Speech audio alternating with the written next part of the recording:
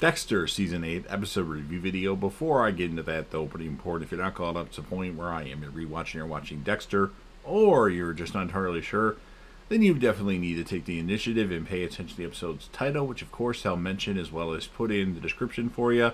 If that happens to be the case and you're not caught up, it would be my recommendation that you don't watch this video any further to avoid any potential spoilers. This will be Dexter Season 8 Episode 3. The title of this episode is called What's Eating Dexter Morgan? And this will be my review reaction recap after just finishing watching the episode. Dexter wakes up to see that Harrison has ate a whole box of popsicles because he loves them. Dexter cleans up Harrison. Deb is asleep in her car. Deb has been drinking and she damaged a parking meter. Mother shit, Deb says. She tells the officer not to call Dexter, and Deb calls Quinn, and he'll be right there. Why does Deb get to make that call? Shouldn't the officer be the one that calls? I don't know. Didn't seem like a legit arrest to me. And then Quinn leaves the bed with Jamie for Deb. Cardinal sin, my friend. Deb tells Quinn she feels like she's been hit by a truck. Crime scene time at Sussman's cabin. The brain surgeon has restaged the crime scene. Batista, Masuka, and Angie are also there. Angie has more dialogue. We need Soderquist more than ever, and now I'm not even spotting him. He must be in and out real quick, or I'm just not paying attention as much. That could be the case as well. Quinn got Deb off the charges. You can thank me later. I'd be asking for a threesome with Jamie if I were Quinn. I don't know if Jamie would be down for that, though. Quinn says to Deb, should I be worried? Deb's like, no, you're good. Vogel gets a message on her phone to look outside. She's got his and hers matching packages outside waiting for her. More brain parts. Yay! Quinn tells Dexter about the DUI that he got Deb out of. Dexter tells Vogel about the Deb situation. Elway has a meeting with a client that thinks her spouse is cheating. Elway gives Deb another shake. Another shake. Is that what I don't... Should be another chance, maybe? I don't know. I don't know what I was thinking there. Maybe that's what was said. I don't remember. Sometimes I make errors when I'm typing things up. Dexter shows up at Deb's job, mentions Quinn told him what happened. Deb agrees to dinner with Dexter, so he'll leave.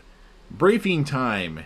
Angie is annoyed with Masuka as he keeps crossing the line. Batista tells Matthews he has his eye on Quinn for the sergeant position.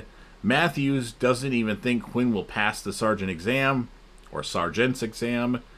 Deb tells Elway about her history with Quinn.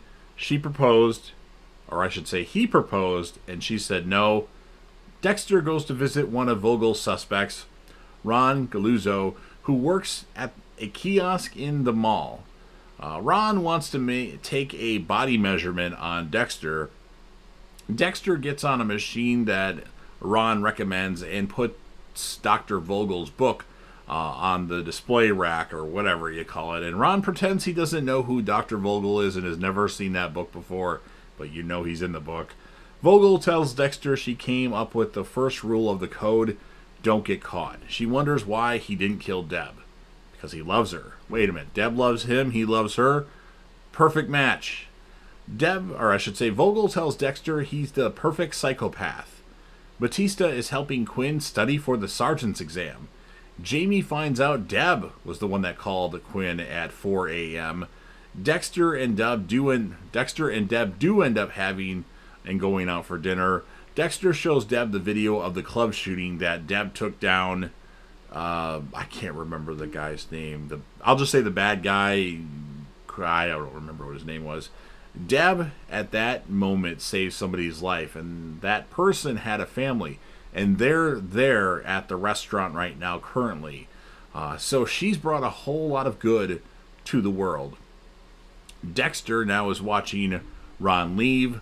Ron is a cannibal, as Dexter sees different parts of the human body in his freezer/fridge. Dexter rules him out as the brain surgeon. Deb drinks while watching the video of her getting the bad guy at the club. She goes to the station and tells Quinn she wants to make an official statement She tells Quinn she killed LaGuerta. Oh, Deb, don't do this. Not now. Quinn says Estrada killed LaGuerta. We both know that. Quinn says he believes her after she, fights him and wants her to write everything down she remembers about that night. Quinn calls Dexter and tells him Deb confessed to killing LaGuerta. Oh, Jesus. Dexter tells Vogel to come with, as he might need her assistance. Deb gets mad when Dexter shows up and says she's confessing to every fucking thing. She's got to add fucking thing in there because it wouldn't be Deb if she didn't say fucking. So Dexter gives Deb the M99 to shut her up, and him and Vogel take her back to her house. Vogel is going to try and help Deb. She tells Dexter to go now and let her do what I do, she says. Dexter handcuffs Deb and says, "You don't know my sister." Dexter says Vogel was right. I am perfect, but only at one thing. Galuzzo, I don't know if I'm saying this right. Galuzzo, I'm not going to rewatch the episode to remember the guy's name. Galuzzo is on Dexter's table. Dexter tells him that he's disgusting and kills him, but surprisingly, we don't actually see it done, which I find interesting. I don't think there's ever been a kill that we didn't see him actually stab the person. I could be wrong, though. And that's what ends the episode. So I'll give this episode an 8.2 out of 10. The whole stuff with Deb confessing to LaGuerta's murder was very intense and, nail-biting.